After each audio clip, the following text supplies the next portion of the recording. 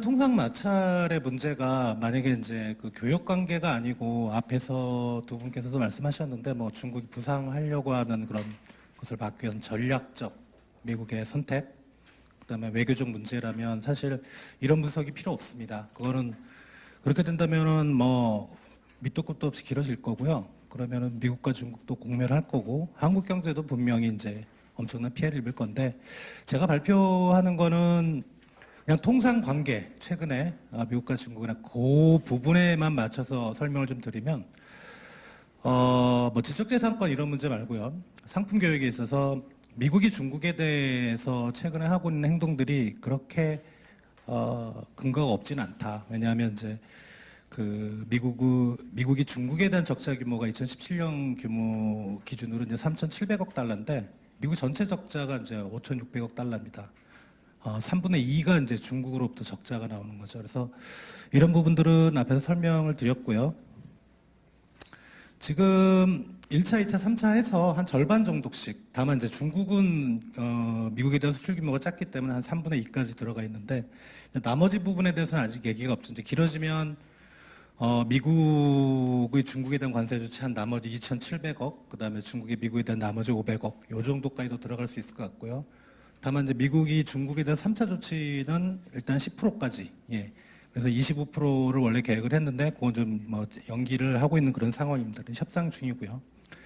자, 한국 경제에 미치는 영향을 좀 간단히 정리를 해봤는데 이거는 이제 시나리오 별인데요. 물론 이제 다양한 시나리오가 있을 수가 있는데 제가 생각한 겁니다. 6가지 정도인데 위에 2개는 미중 간의 통상 마찰이 해소가 되는 겁니다. 첫 번째 케이스는 미국이 관세 전쟁을 관세를 부과하기 이전에 이제 교육 구조로 복원된다는 건데 이렇게 될 거면 이제 미국이 시작도 안 했겠죠. 그러니까 일본의 가능성은 거의 제로라고 보시면 됩니다. 두 번째는 최근에 많이 나오고 있는 얘기인데 무역 적자를 줄이기 위해서 중국이 이제 미국산 제품을 수입을 확대한다.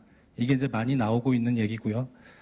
사실 이게 가능성이 많이 높다고 하는데 어떻게 보면 우리나라한테 상당히 좀 위험 요인이 될 수 있습니다. 그 뒤쪽에 다시 한번 설명을 드리고 그리고 3번부터 6번은 서로 배타적인 얘기는 아니고 3번부터 4번으로 넘어가고 5번으로 넘어가고 6번으로 넘어가는 이런 단계를 거칠 수가 있다. 물론 이제 그게 장기화되는 게 끝나는 게 5번이나 4번에서 끝날 수도 있고 6번에서 끝날 수도 있고 이제 그런 얘기를 담고 있습니다.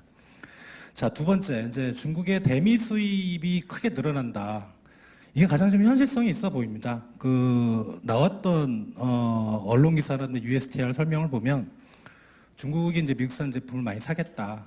뭐 처음에는 농산물, 에너지 공산품 하다가 그 다음에 뒤에 이제 언론사들이기 때문에 사실 신빙성은 없는데 반도체 얘기도 나오고요. 중국 시장에서 한국산 제품하고 미국산 제품하고 수출 경합도를 한번 구해봤는데 오른쪽 그림입니다. 만약에 중국이 미국산 제품을 뭐 특정 품목이 아니고 미국산 제품에 대해서 수입을 확대하겠다고 했을 때 우리나라의 중국으로 가는 수출에 타격을 받을 수 있는 품목이 철강, 기계, IT입니다. 그러니까 IT는 반도체가 들어가 있어서 그런 것 같고요. 그리고 거기에다가 이제 우리 자동차는 이제 대중 수출보다는 중국 시장에서 현지 생산 비중이 높기 때문에 거기 들어가 있는 우리 자동차 회사들이 상당히 좀 위협을 받을 수가 있습니다.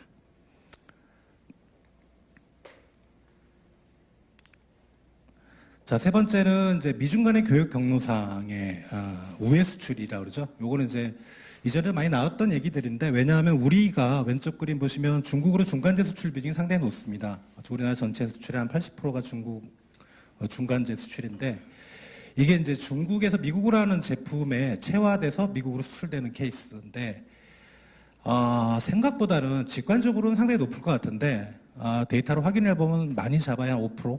예. 그러니까 중국이 미국에다 파는 제품이 만약에 100원짜리라면 그중에 5원이 한국산 부품이 들어가는 거죠. 그렇다면 사실은 우회 수출 규모는 크지는 않습니다.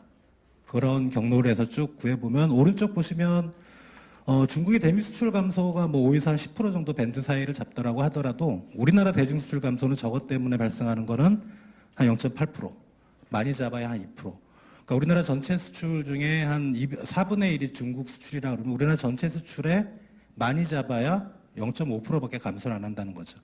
이게 이제 한 해 동안에 발생하는 거고, 근데 이게 장기화 된다면 어떤 일이 발생할 수 있을지는 모르죠. 근데 그건 그때 가봐야 된다. 이건 1년에 그쳤을 때 이제 이 정도라는 거고요.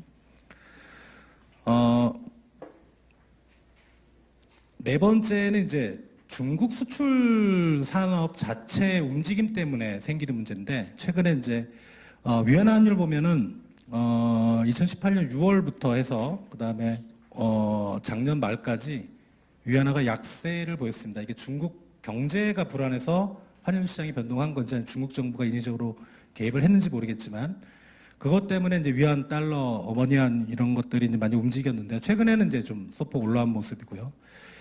이게 다른 조건은 아무런 변화가 없는데 세계 시장에서 중국산 제품과 한국산 제품의 가격 경쟁이 변화가 생긴 거죠. 그러니까 이것 때문에 우리나라 수출이 어려움을 겪을 수 있고, 그리고 중국이 만약에 미국으로의 수출길이 막혔을 때 과연 중국의 수출 기업들이 가만히 있겠느냐? 다른 지역으로 팔려고 하겠죠. 풍선 효과인데 다른 지역에서 또 팔 때는 이미 그쪽에는 균형 시장 가격이라는 게 형성이 돼 있고, 그 가격보단 낮은 가격으로 팔 거고요. 그러면은 우리 제품하고 경쟁력 문제가 또 생기는 거고. 그리고 세 번째로는 우리가 이제 중국으로 가는 제어가 중간재가 많긴 하지만 사실 기계 쪽도 상당히 많습니다. 그러니까 중국 제조업들이 미중 간의 무역 갈등 때문에 위기에 처하면은 이제 구조조정 들어갈 거고, 그러면 자본재 수입을 줄일 텐데, 그게 이제 우리나라 자본재 수입에도 부정적 영향을 미칠 수 있다. 이런 파급 효과를 생각해 볼 수가 있습니다.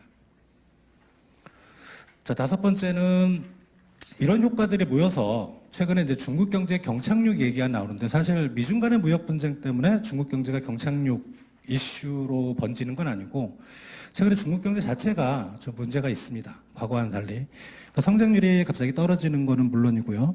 작년에 중국 성장률이 6.6% 정도 내외. 근데 올해는 IMF가 전망하기로는 6.2, 지난 6.4에서 6.2로 하향 조정했고, 중국 정부도 하한 밴드를 6% 정도 잡고 있습니다.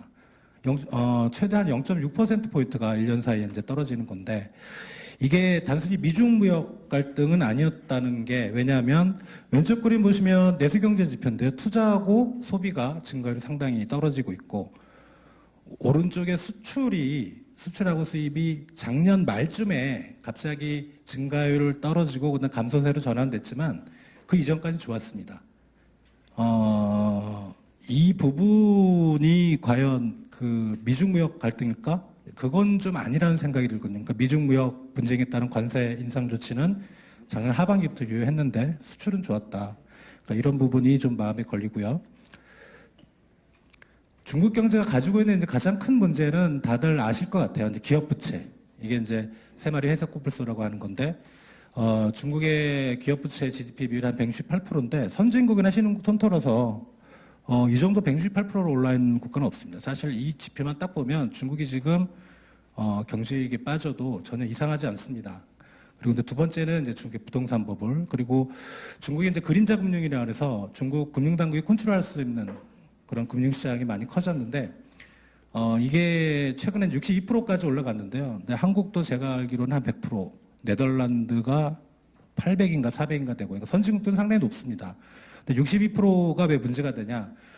중국이 아직 선진국이 아니고 금융시장이 역사가 상당히 좀 짧습니다. 그래서 문제가 생기고, 워낙 덩치가 큰 경제이기 때문에 중국 경제가 문제가 발생하면 이런 금융시장에 즉각적으로 불안정성이 확산될 수 있고요. 이게 중국 경제 경착륙의 주된 원인이 될 수 있다고 생각이 됩니다.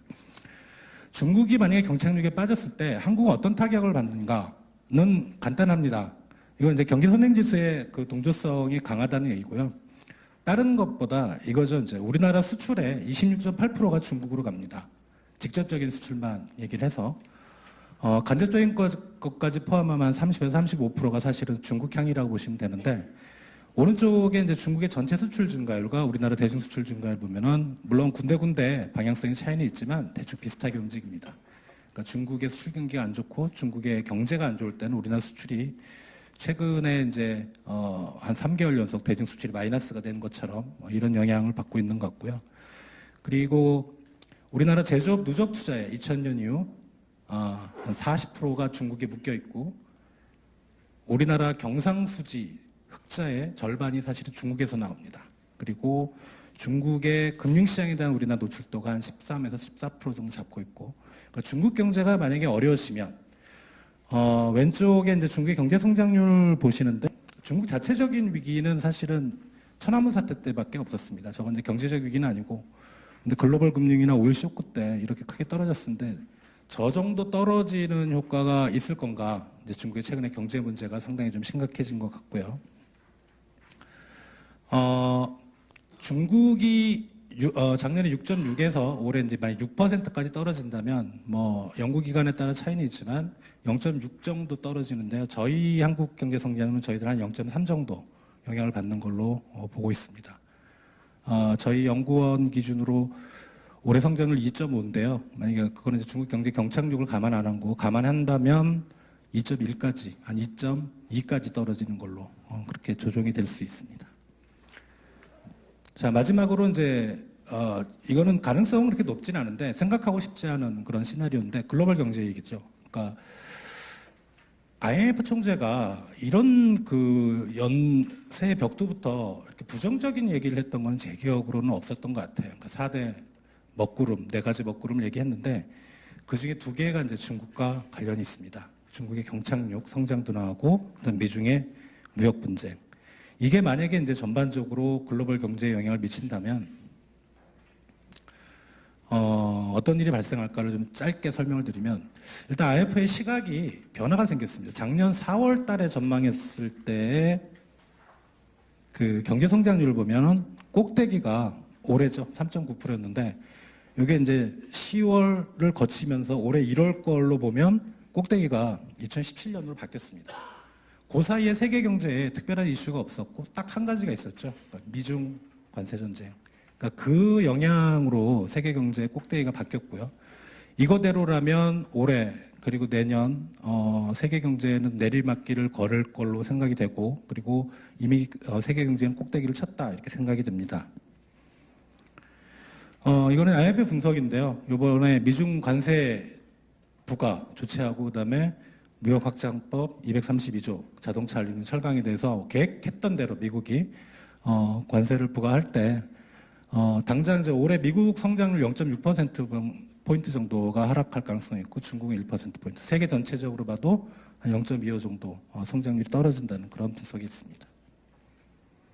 자, 요거는 이제 과거 그 대공황 때를 가정을 했을 때 이제 이렇게 될 가능성은 없는데 평균 관세가 급격하게 올랐을 때 뭐 한국 수출이나 우리나라 GDP와 고용에 미치는 영향을 참고로 좀 보여드리는 거고요. 마지막으로는 대응 방안인데요. 잘하고는 있는 것 같아요. 최근에 정부가 물론 이제 미중 간의 관계이기 때문에 우리나라가 할 여지는 많지는 않지만 열심히 하고 있고 나머지는 쭉 보시면 되는데 두 번째 거는 좀 한번 생각을 해보셔야 됩니다. 가장 우려되는 게 사실 중국 경착륙인데요.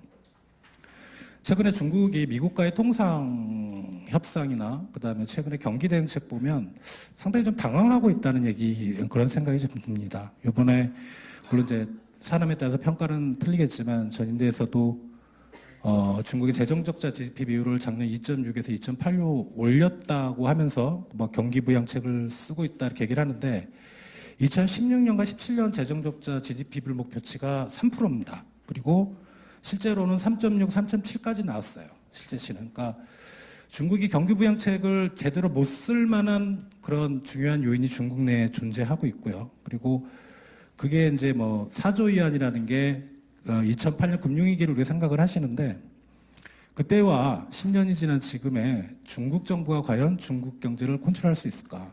첫 번째는 중국의 민간 부분의 비중이 너무 커졌고 두 번째는 중국 경제사회 구조가 상당히 복잡해졌습니다.